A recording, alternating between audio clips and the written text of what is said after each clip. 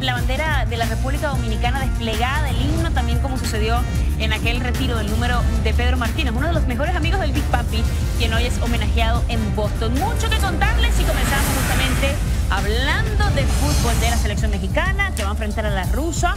Y bueno, sí, evidentemente México tiene puntos importantes, sobre todo en este certamen superior, en cuanto a toques de balón, pases acertados, oportunidades de gol, tiros.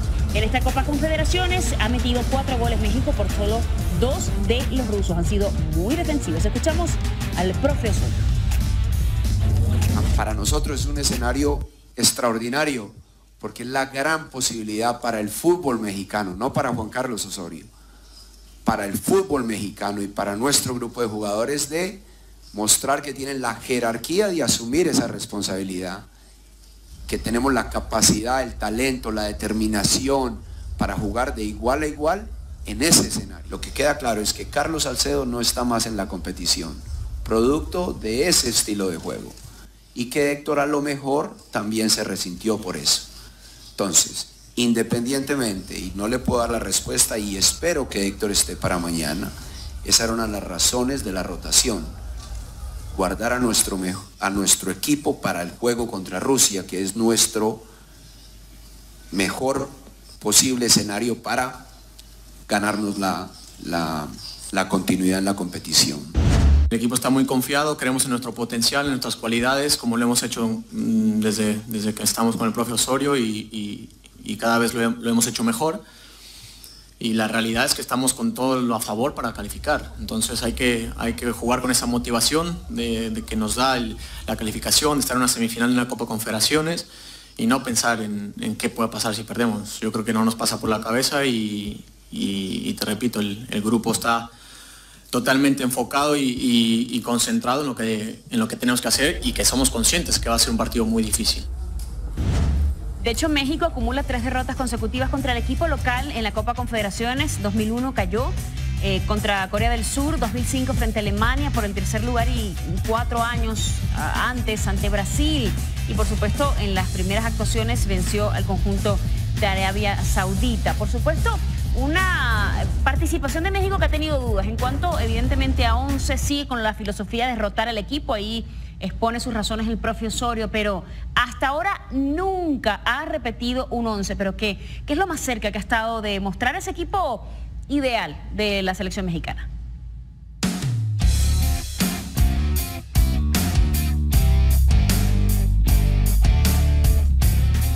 El estratega Juan Carlos Osorio llegó a finales de 2015 al banquillo de la selección mexicana. Sus rotaciones ya sonaban fuerte, pero habían funcionado en la Liga de Colombia. En el Atlético Nacional probó su principio. Fue tricampeón de Liga y 2 veces de Copa.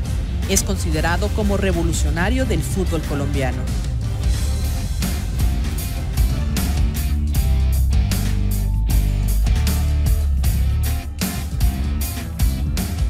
En 26 partidos al frente del tricolor, las rotaciones no pararon.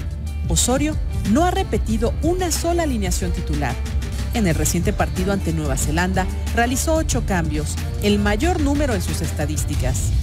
En promedio en competencias oficiales, un 44% de las veces realiza solo 4 cambios. Sus hombres de hierro han sido el defensa Héctor Moreno y el mediocampista Héctor Herrera. Tienen más apariciones de arranque con 19. En esa rotación también, Héctor Herrera y Diego Reyes son los jugadores que más han iniciado consecutivamente con racha de 7 juegos.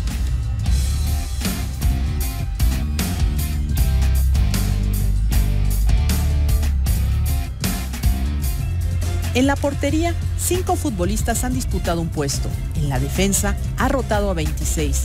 En la media cancha, a 25 y a 12 atacantes. Si tomamos en cuenta sus apariciones de arranque, se revela la base del técnico nacional en un 11 inicial. La formación según sus posiciones sería 4-3-3. Ochoa en la portería con 10 apariciones de titular. Héctor Moreno en la central junto a Diego Reyes. En la lateral por derecha, Néstor Araujo y Miguel Ayun por izquierda. En la media cancha, Héctor Herrera en la contención. Como volantes, Andrés Guardado y Jesús Corona. Y en la ofensiva, Javier Hernández, Oribe Peralta y Raúl Jiménez. Estos son los jugadores que han recibido mayor oportunidad, pero que en realidad nunca han jugado juntos. Lo más cercano fue en el debut del equipo en Copa América ante Uruguay. Hubo 8 coincidencias. La media cancha y la defensa se juntaron, con Chicharito en la delantera. Bueno, señores, si dicen que recordar es vivir, nosotros vamos a repasar aquel partido del año 92. De hecho, fue el primero internacional de Rusia ya después de la disolución de la Unión Soviética, 16 de agosto para ser exactos de aquel año. Ahí estaba Hermosillo, al final aparece en el fondo Cherchesov, sí, el portero que hoy es el técnico de la selección rusa. Al 60, Radchenko intentaba, no había fuera de lugar, Campos lo derriba y dicen que hay un penal que va a cobrar entonces Rusia, y de esa manera pues básicamente adelantaban. Al 68 había un centro, estaba Dmitry Popov solo contra el mundo, como la empalma allí en esa volea y termina ganando la selección rusa 2-0. Por cierto, en ese partido además México terminó quedándose con uno menos porque Carlos Hermosillo fue expulsado al minuto 70. Pero bueno, eso es pasado. Hablando también de otros datos interesantes de estos duelos, México y Rusia se han enfrentado en 2 amistosos desde la disolución de la Unión Soviética en el 92, ese que mencionamos, el 2-0, y 2 años después golearon 4-1 al tricolor. Eso fue un duelo de preparación para el Mundial Estados Unidos 94. Rusia, además, un país que evidentemente se caracteriza por su arquitectura. Una de esas piezas magnas, incluso patrimonio de la humanidad, es la Plaza Roja, una de las más famosas de Moscú.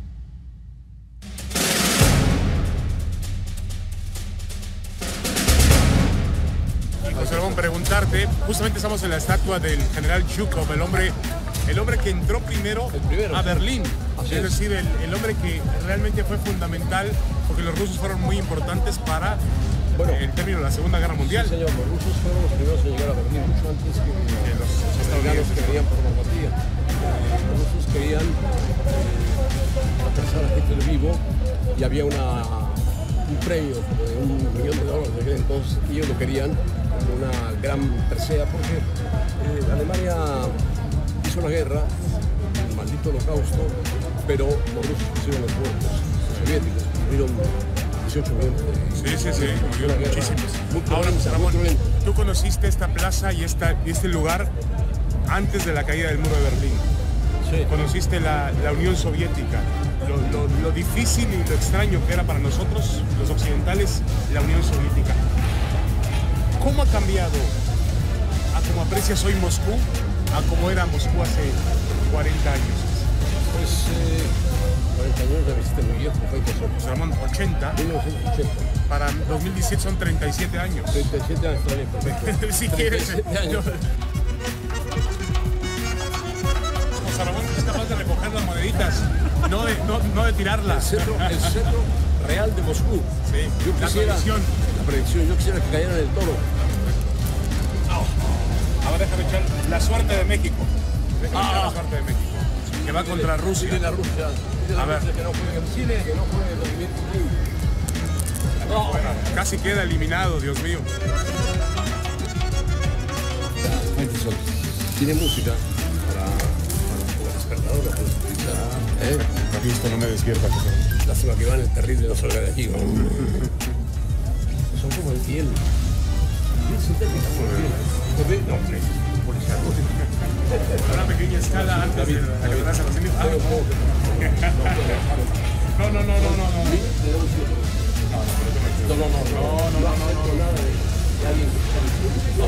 ¿Serán de verdad esto? Porque parecen pesos. Ah, no, son rublos, son rublos. José Ramón, fíjate, este dato es muy interesante. La catedral se terminó de construir en 1561. El diseño corrió a cargo del arquitecto Boshnik Yakovlev.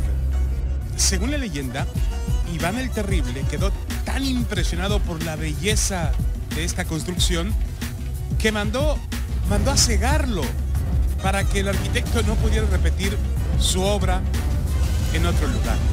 Por la parte de atrás se ve maravilloso por la parte de atrás, ¿no? La Copa Confederaciones ha pasado desapercibida aquí en Moscú y en la mayor parte del país, pero finalmente la pasión la van a traer los países que vengan a visitar Rusia en el Mundial. Pues seguramente las calles se van a llenar con mucha pasión. Así que creo que Rusia lo va a hacer muy bien. Veremos a mexicanos jugando y a México. Y evitar el grito, porque aquí sí son bravos por el grito. Saludos desde la bellísima Catedral San Basilio en la Plaza Roja de México.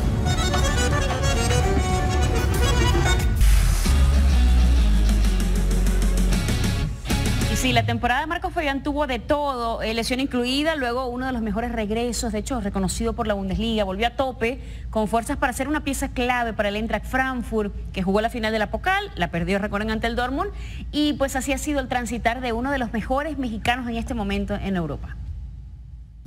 Inquieto con la pelota, inquieto con el balón siempre. Es un muchacho muy alegre. Él se quita todo por obsequiarlo, por darlo, por ayudar a la familia, por ayudar a todos. Nunca ha ofendido a nadie y lo han ofendido mucho y sin razón. Marco Fabián de la Mora poco a poco se ha convertido en un jugador de renombre en la Bundesliga y en selección nacional. Después de haber conseguido el oro olímpico, hoy vive su segundo aire en una etapa de madurez que lo ha catapultado a otras latitudes. Pero alcanzar esos logros implica años de esfuerzo, trabajo y sacrificio. Desde chico, si lo mandan a X equipo, no tienen hermanos, no tienen mamá, no tienen papá, viven solos con sus compañeritos. Todos dicen que la vida del futbolista es lo máximo. ¿De qué? Y bueno, pues sabía que esto iba a pasar algún día, que Marco iba a tener que salir, emigrar, dejar este hogar y bueno, pues es complicado. Su papá le heredó parte del talento y desde que era muy pequeño, su familia detectó la vocación del hoy seleccionado nacional. Y que yo creo que desde que estaba en el vientre de su madre, su mamá me decía cuando estaba por nacer que ya no aguantaba, que la pateaba mucho. El ser hijo de futbolista es complicado y Marco lo padeció. Ante la búsqueda de un mejor porvenir para su familia, el señor Fabián tuvo que emigrar y esto obligó a que el elemento del Frankfurt pasara parte de su niñez con su abuelo Samuel, quien impulsó su carrera en el balompié. Originalmente lo inicié yo con Tecos, pues luego empezó a descollar delante de todo, ¿no? Y ya cuando estaba en Chivas le empezaron a pagar sueldo, ¿no? Y un día llegó, abuelo, ven, que trae. Salí de un bochito. Iba el bochito, taca, ¿no? Llegamos y le dije, no, mijo, mejor traigo mi carro. Al llegar a las inferiores del rebaño, en algún momento su papá fue su entrenador, quien tuvo que exigirle al máximo para poderlo ayudar a llegar a primera división. Hubo veces que fui fuerte, se puede decir, duro con él, por el aspecto de que tenía que mejorar en la cancha, pero me quedo con la de la medalla de oro. Siempre la satisfacción es que en torneos siempre quedaba de campeón goleador. Todos los momentos de gloria han llenado de satisfacción a muchos, pero detrás de esa alegría se oculta un momento triste. La familia Fabián de la Mora vivió una tragedia hace más de 10 años. El hermano de Marco, Jonathan, salió con unos amigos y nunca más volvió. Sus seres queridos lo encontraron en una zanja ya sin vida, culpa del crimen organizado, situación que marcó la vida del futbolista nacional. Tristemente cayó en manos de gente mala y bueno, se lo llevaron. Entonces, pues bueno, fue una trágica, un trágico tiempo que realmente vivimos como familia. Y en este caso Marco, pues sí, sufrió mucho porque pues, fue único hermano y hasta hoy día le tiene el gran cariño y admiración a su hermano, ¿no? Por eso los festejos siempre de goles de Marco siempre son dedicados a su hermano. Luego de superar ese trago amargo y comenzar a andar en el mundo profesional con éxito, vinieron las críticas, pues se le acusaba de ser indisciplinado y tener excesos que le impedían explotar sus cualidades futbolísticas. Pero hay opiniones que no es verdad, porque lo hacen en un bar allá cuando está aquí conmigo. Pero que realmente Marco haya rebasado esa línea, yo creo que ni Chivas lo hubiera aguantado.